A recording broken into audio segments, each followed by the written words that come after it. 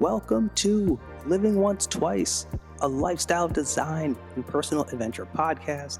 My name is Justin. Come with me as I'm here to help you chart your course for creating the fulfilling life you desire. Join me as every Wednesday we'll dive into the inspiring guest stories, remarkable science, and useful strategies to help you create the momentum you need to take action towards designing your dream life. Remember, your dream life is waiting for you. It's time to go for it. You deserve it.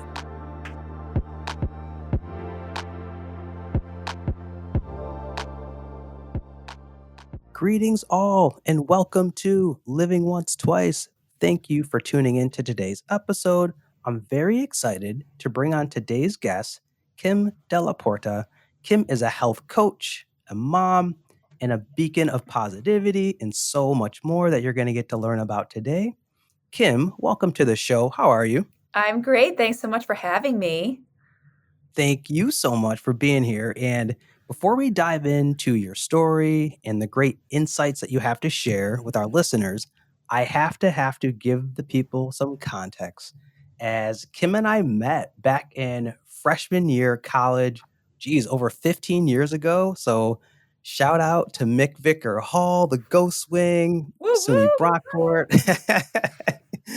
And it's just awesome to have this opportunity, this exciting opportunity to have a conversation with you, Kim. So, as I highlighted, Kim, you have a lot to share with our listeners, especially how you just stepped into your vision as you've transitioned through your career and your journey in designing a life as an entrepreneur, a health coach, and mom of two boys. But Kim, could you take us back to really the beginning? Just share with our listeners and our audience, who is Kim Della Porta? Where are you from?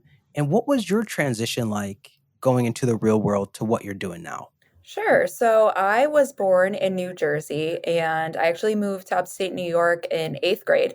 And as you said, we both went to college at Brockport. And that's really when I started to discover what I thought I wanted to do. So that would be business, marketing. And throughout college, I worked on that.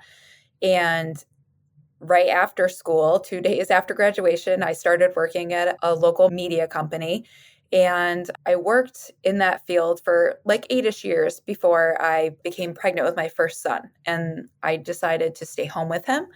And then eventually I changed paths completely to decide that I wanted to become a certified health coach and entrepreneur.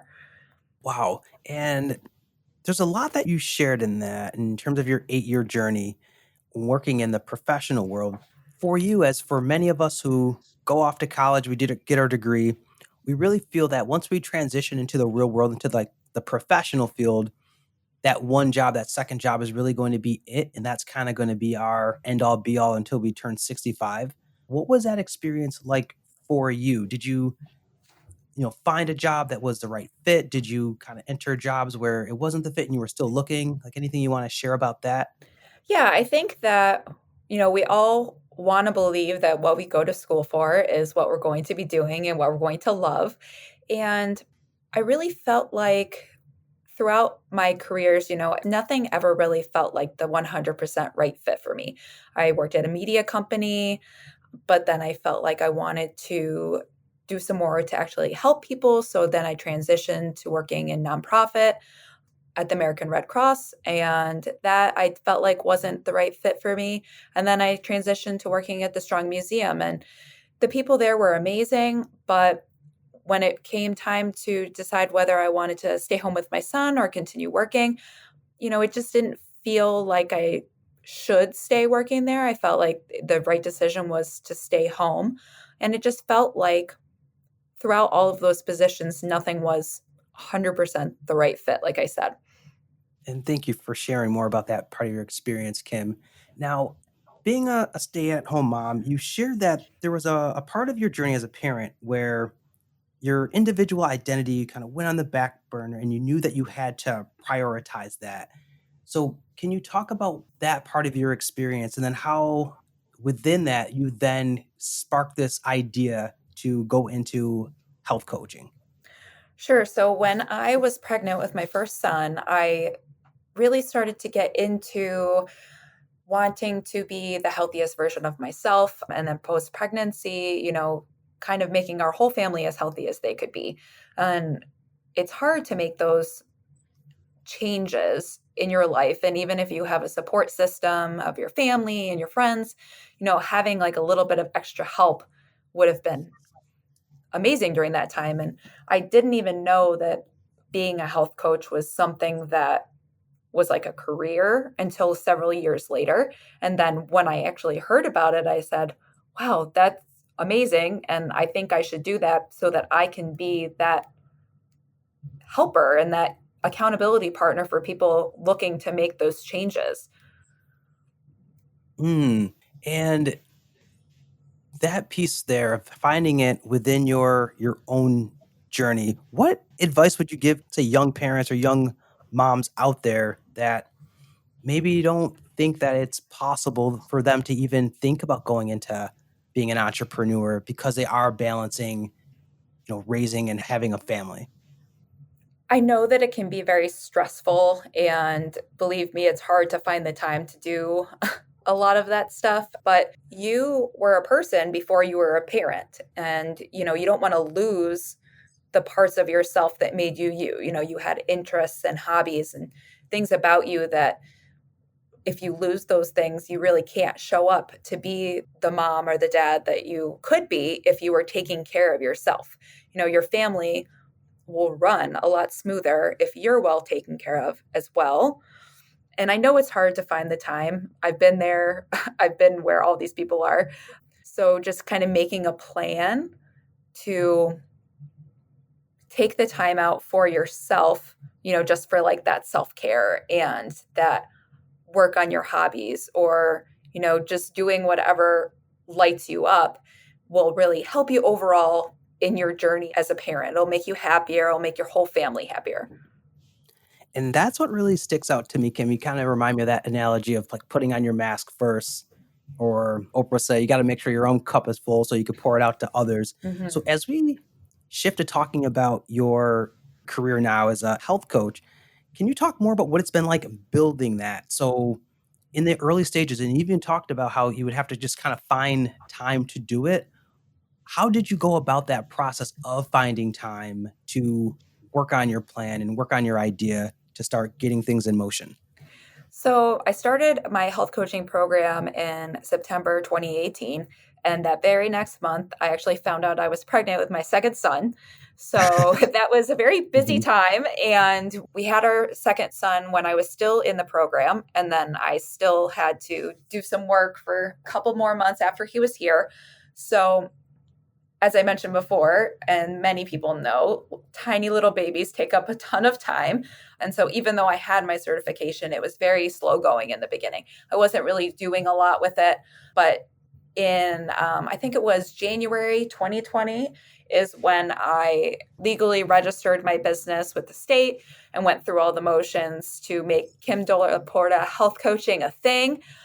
And then since then, you know, COVID happened and a wrench got thrown into basically everything everywhere. And so I've been working to provide support and content for free for people on the social channels while also being available for one on one coaching. But to get back to the finding the time, it just really is working within like the pockets that you have, and like I said, making a plan before. So a lot of times I will have to get my workout in first thing in the morning before the kids are up, or I'll have to do work during nap time or after bedtime, which is right now.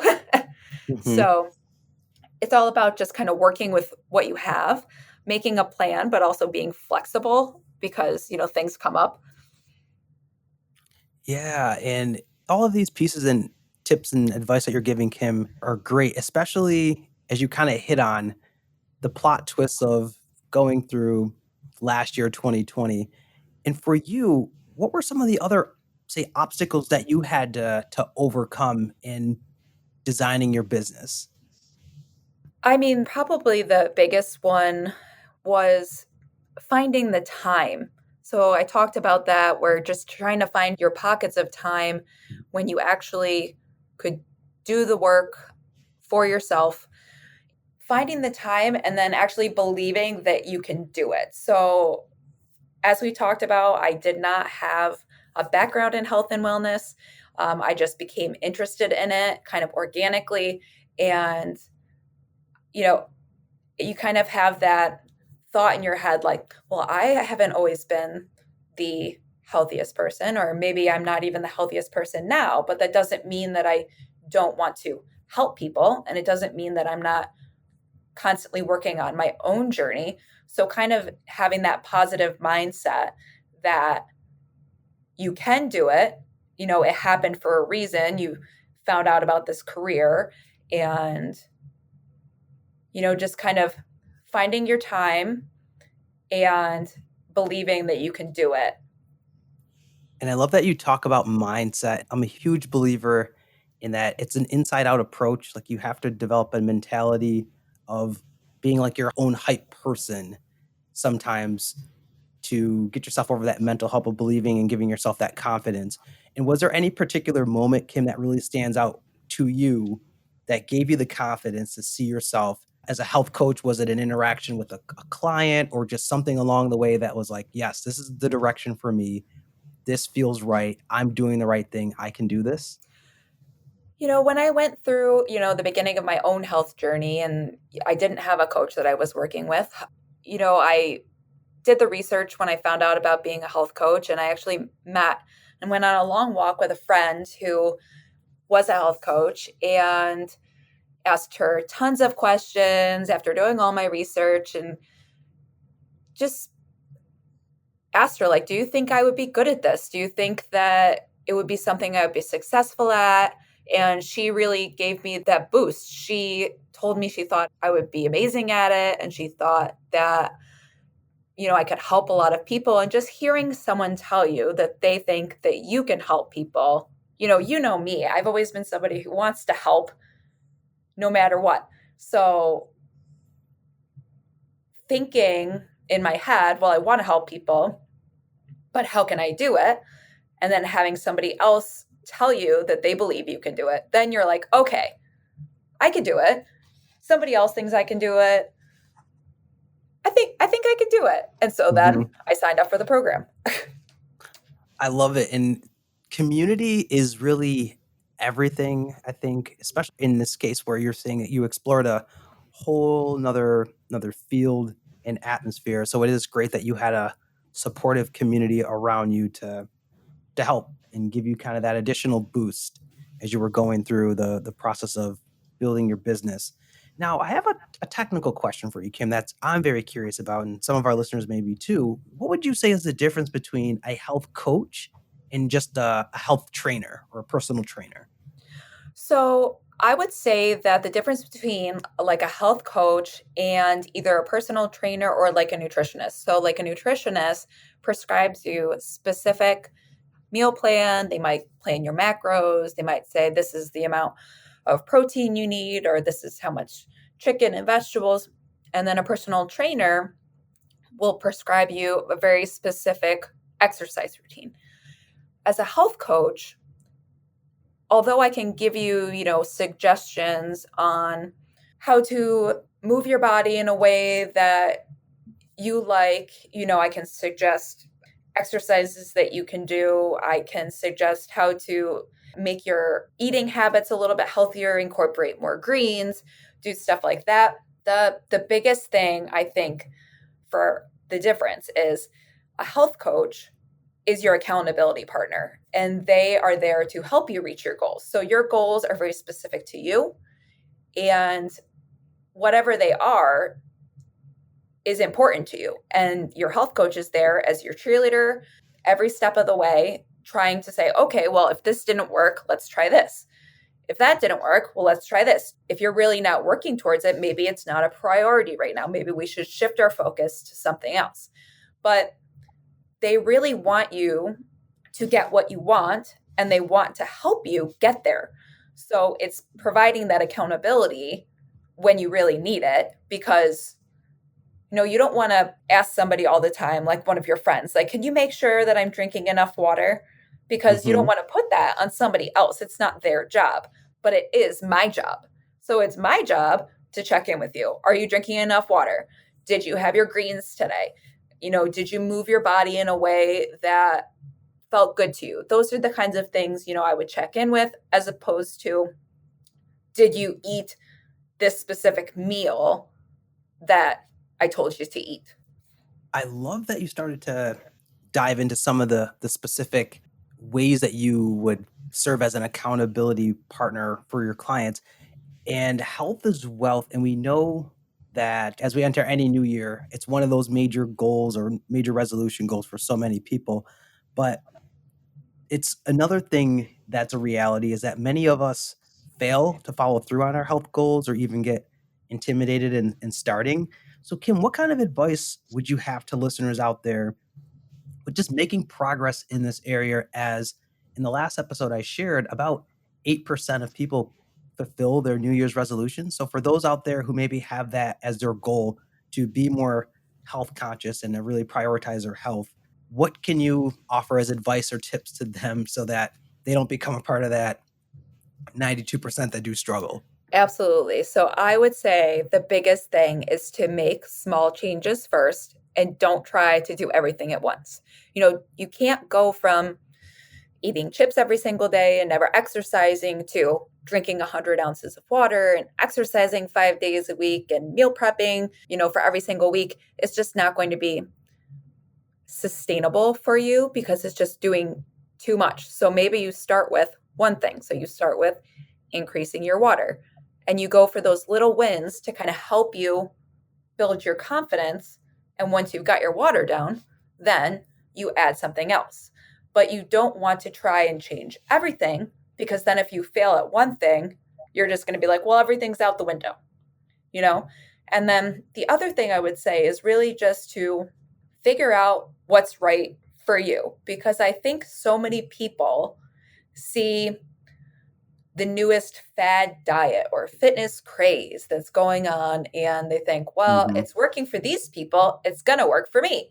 But really, every single person is different and maybe eating vegan works for some people, but eating, a diet that's heavier in animal products works for other people. So it really is trial and error and what works for you might not work for your best friend, but finding what works for you will make it a sustainable solution versus something that's just going to be short term because you don't want to do a crash diet that's going to make you lose 10 pounds, but then as soon as you're done with it you're going to gain it back again. You want to create those healthy habits that will enable you to have a healthy life and just continue on and build on that. The way that you've articulated it makes it so less intimidating than what I would expect the process to be, or thinking that, all right, I've got to cut out, all fast food, or I've got to do these drastic changes. So you talked a little bit about your program and your process earlier, but could Mhm. you just share more about the specific approach that you take to helping others transform their lives in the health arena? Sure. So I offer a couple of different kinds of programs. I offer 3 and 6 month one on one programs that all meet virtually. So you don't have to worry about going anywhere. You can do video chat or phone calls with me, and it's according to your schedule. And that is completely tailored to your specific goals. So, we meet in the beginning and kind of do a deep dive into your health and your history and your struggles. And then we decide what your goals are going to be. And then we work on them. And every 2 weeks, we meet for an hour and we talk about how you're doing. Do we need to change anything? What are you doing well? What are you struggling with? So that's really for somebody who's willing to make a longer term commitment. And then in January, I launched a 4 week jumpstart program. So that is a group style program that focuses on things that are like common struggles that I've heard from a lot of people. So things like water intake, healthy eating, stress management. So I have content around those that you receive weekly. as well as a private Facebook group that you have access to where you can check in with other people who are in the program and share challenges, talk about, what's going on in your life.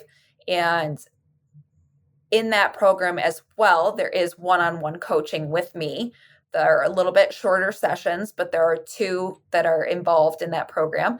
And we talk about, again, your specific goals. Everyone's different, so everybody has different goals that they're working on. So that's a great way to kind of try me out as a coach and see if you like me. And also get some really good information up front and kind of make those small changes. Work on water your first week, then work on crowding out some of the quote unquote less healthy food with more healthy food the second week. So, kind of building on the habits. If you want to continue on with me, then we kind of have a good base going. Kim, I love this group approach because then you're doing it in community, you're not alone, and you kinda get to feed off of each other, so I think that's really dynamic that you've incorporated that in, and hearing you continue to share some of these tips, like the importance of water, for example, I was wondering, Kim, are there any either, like, misconceptions or I don't know, it could be like simple facts that many of us just fail to realize. Like I've heard people say, hey, sometimes hunger is really just dehydration. Is there anything out there that you've learned from the health arena that's been mind blowing to you that a lot of us just fail to just remember about that could be so pivotal or transformative in our health journeys? I mean, I think that there's just so much information out there, and it's really hard to know what's true and what's not. So you kind of have to make the decision for yourself. If you feel good doing a certain thing, we talked about, the newest fitness craze or the newest diet that they have. So I really think that it just depends on the person and figuring out what works best for you and what makes you feel good. Because maybe drinking 100 ounces of water is okay for me, but maybe it's just like way too much for you. It just depends on your own individuality. And so I think making those decisions for yourself and just doing your research. If you see something that seems like a little too good to be true, or, it just sounds fishy to you, then I would say double check your sources because you want to make sure that you're not, spreading misinformation as well. Yeah, we don't wanna be getting catfish when it comes to our health and Right. our health and wellness out here, and speaking of wellness, Kim, you and I, we're both October babies, Yes. and for me, it's wondering as a fellow Libra, how do you balance the adventures of parenthood, being an entrepreneur, and then once again, your own wellness? And what strategies have you found very helpful and useful to once again keeping your own cup full and just maintaining your wellness in all that you do? Like, I feel like you have to be very organized, I'm assuming, in all that you do. So, do you have like a certain approach that you take to keeping yourself on task and making sure wires don't get crossed? I do. So I'm a planner. I've always been a planner. I always will be a planner. If I wouldn't write things down, then I probably would forget them. So I always make sure to write things down. I've been doing a new thing lately where I kind of do like a brain dump at the beginning of the week to every big project or big thing I need to do. I write it all down on one big list and then I kind of write it out day by day in my planner just to not get super overwhelmed. Like I try not to have one huge list because then it just seems like I'll never get it done. So having a couple things every day that I'm able to cross off the list has been very helpful. That is great advice there, and planners, I mean, I've kinda remember using those during the college days, so I don't think they'll ever go out of style having everything written down. I know you can use it on your phone and stuff like that, Right. but do you ever use your phone for any of those things? And if so, is there, like, any apps or anything in particular that you found useful, or do you just do it the old-fashioned way? I mean, I took a lot of time in the beginning of this year trying to find a planner. And what's really funny is there's so many ones out there. And I know that so many of them have all of these great features, but then I was trying not to be overly ambitious. So I was thinking in my head, like, oh, it would be great to have all this stuff, but am I really going to fill it out every week? So I ended up just going back to a day designer planner, and it has a spot for like your top three to dos for the week. And then I just write everything down. I mean, I sometimes use like the notes app in my phone and like the calendar if it's like an electronic meeting or something like that. But other than that, I just mainly write stuff down. I also have a daily tracker template that is free printable for my email subscribers that has a spot for your top to dos. It has a spot for gratitude. It has a spot for checking off how much water you're drinking in a day. So it's kind of a one stop shop for the things that you might need for a day. And a lot of people either laminate them or put them like in a dry erase pocket so that they can use them over and over again so that they're not wasting paper. So I have mine in a dry erase pocket, and that's what I like to use daily to kind of write stuff down. I like to have it in front of me. It's nice to have it on my phone, but I feel like actually Mhm. writing it helps me remember.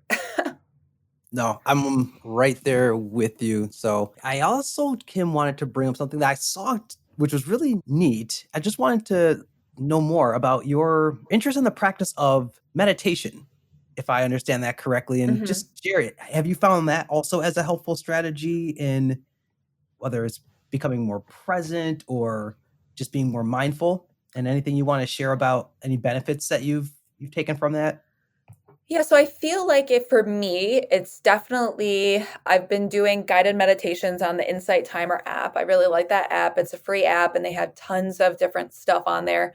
And you can search on there for anything. So like I've done sleep meditations, there's morning meditations, there's quick parental recovery meditations for when your children trigger you, which is something that happens especially a lot this time with COVID and everyone's stuck at home. So I find that it kind of helps me to de stress a little bit and just bring me back to the moment that I'm in versus thinking about a hundred things on my to do list. You know, the sleep meditations are really useful because a lot of them talk about like putting aside your lists and putting aside your to-dos and all of this stuff and just being like completely prepared for sleep. So I think so many of us like lay down and we're just like thinking about, well, I have to do this and I have to do this and what it's tomorrow and what's the schedule going to be like. So if I do something like that before bed, I feel like it helps kind of relax me a little bit. So I've been Mhm. really liking that. No, I appreciate you sharing and talking more about that, Kim. And for our next segment, Kim, we are going to get into our each one teach one, which is our rapid fire question. So, are you ready to rock and roll? I'm ready. All right. So, Kim, can you please share what's one habit that has changed your life? So I think that I already talked about it, but using my planner and writing stuff down, and it's just non-negotiable for me. You know, every year I have one and I write everything down, and it's just one of those things that kind of keeps me centered and it brings me back to the big picture things that I need to do. You know, I don't write like on my to-dos the little tiny things that I need to do every single day that I know I need to do, but like bigger projects that I need my full attention, just writing those things down so that they're in front of me has helped so much to actually get them done. Because otherwise, it's always, well, I can do it tomorrow. But if I have it written on a specific day, then I feel like, okay, well, this is like my task for the day. I need to work on updating this or, you know, changing my website or writing social media posts or whatever it is. If it's written on that day, then that's my thing that I need to do that day. And I'm assuming it must feel good when you get to cross it off, Kim. I love crossing things off my list. It's like one of my favorite things. Like, I don't know about you, but sometimes, I mean, like, I have like my big picture stuff written down, but occasionally I'll make like another list and I'll put stuff on there just to cross it off because I feel like it helps my mood. Mhm. I get it. You know, it's an accomplishment being able to cross an item off that hmm you've been tackling, or if it's like that hard, difficult frog that you have to swallow, getting it out of the way. So Yeah. love it. Love it. Now, let's go back in time, Kim. If you could give yourself one piece of advice at 22 years old, what would you have told your 22-year-old self? Oh man. Okay. Let's see. Just that you should believe in yourself and you can do it. You know, you don't know what your life is going to be like. You probably have an idea, but don't be discouraged if it isn't 100% what happens. It just means that there is something bigger and better waiting for you. That's great advice there, Kim. And keeping it back to the times, let's go because you and I, we spent our college years together. Mhm. In all of your years of schooling combined, if you were to go back and say that there's one thing that you didn't learn in school that you wish would be taught, Kim, what would you say? So we talked about this a little bit earlier, but I really think that it's important to teach people that you can change your mind and that doesn't mean that you're a failure. I mean, think about it. Like we expect like 18-year-old kids just coming into college to figure out what they want to do for like 50 years. And like I don't Mm, know about you, but like I feel much differently now than I did when we were freshmen moving into the dorm, you know, and making that shift later in your life is so scary because you've paid all this money and you've gotten all of these experiences. And if you decide it just isn't for you, then you feel like a failure. But actually, you aren't a failure. You're being brave because who wants to stay stuck in a career that they hate for the rest of their life, you know? ooh, Kim, that's great. Oh my gosh. I love that. And it is, I agree with you, something that is not emphasized enough that you can change, that you can rewrite your own journey, your own script. Mhm. And that's definitely something we try to promote and share with others here on this podcast. So I really appreciate you sharing that. And then the final question is, Kim, in this season of your journey, who are you becoming? So, in this season of my journey, I am becoming a coach. And I know it sounds silly to say becoming a coach because I've had this title for quite a while, but I haven't really been able to take on the full time clients or had the bandwidth to run a full program until now. And working with like six fantastic women in this program and watching them make these changes, I'm just so inspired by them. And I just can't wait to help more people and be that accountability partner for them. I'm just excited for you, Kim, but then also those who get to work with you, knowing just how kind of a heart you are and how supportive you are to do this for others. I just think it's awesome that in this season of your journey, what you're doing and the way that you are showing up and helping others in the world. So once again, just props to you and just excited that I can personally say that, hey, I know you. So You do. just It's awesome. true. So, what's next for you, Kim, and where can people go to find you and learn more and connect with you? In the spring, I will have another session for my 4-week jumpstart program. So be on the lookout for that. It's going to be even better than the first one because I'm taking my learnings from this one and I'm going to make some improvements. You know, I'm always open to new ideas and partnerships and collaborations. So anyone should feel free to reach out to me on Instagram or my website. I'd love to hear from you guys. And if you like this podcast, then, you know, I'm happy to talk to anybody if you're interested in coaching or anything like that, or you just want to talk about health, just let me know. So you can find me for my Instagram is Kim Della Porta Health Coaching. My Facebook is also Kim Della Porta Health Coaching. And my website is just kimdellaporta.com. Awesome, Kim. Awesome, Kim. Listen, folks, Kim knows that her nickname from me was my favorite person, and you have just had the opportunity to listen to the insight and understand why. And having the opportunity to know Kim, but for you to even get the opportunity to connect with Kim, someone who believes in your growth, believes in your potential and your ability, and is there to not only to keep you accountable, but once again, help you in the pursuit of your health goals and to help you keep that momentum as you're building small wins.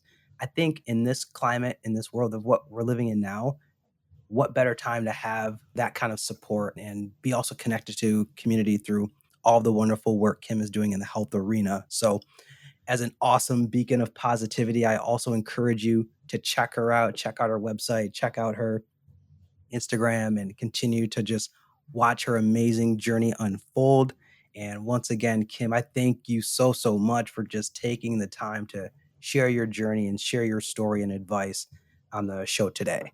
Well, thanks so much for having me. I really appreciate it, and I'll talk to you soon. Awesome, awesome. Well, everyone, that is it for today's show. I would like to thank you for your presence and tuning in today. If you enjoyed this episode, please show your support by sharing the Living Once Twice podcast on Instagram, LinkedIn, or wherever, and leaving us a review on iTunes. Totally, totally appreciate that. Reaching out to you all through the time and the space that separates us to say, remember, your dream life is waiting for you. Go for it. You deserve it. Catch you later on Living Once Twice.